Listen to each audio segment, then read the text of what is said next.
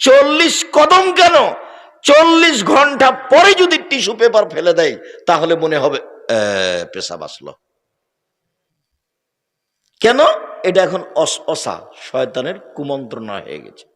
আল্লাহর নবী বলছেন, দেখো পৃথিবীর মানুষ, সলাতের মধ্যে আছো তো মনে হলো যেন বায়ু আসলো, মনে হচ্ছে যেন বায়ু আসলো, যাবানা মসজিদ থেকে সলাত আদায় করো।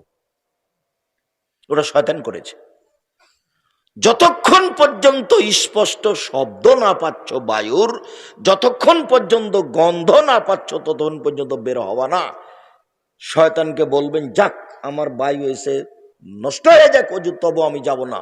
শয়তান সর, শয়তান সর, আমার সালাত হোক আর না হোক তুই সর এখান থেকে। আপনি বলবেন 40 কদম কেন, 40 ঘন্টা পরে টিস্যু পেপার ফেললে আপনার মনে সন্দেহ পেশাব আসলো।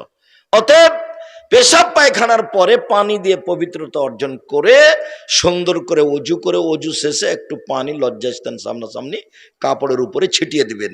এখন যদি শয়তান বলে পেশাব আসলো, তাহলে শয়তানকে বলবেন যে তুই সর, পেশাবে আমার কাপড় ভিজে যাক তবু আসে যায় না, আমি আর উজু করব না।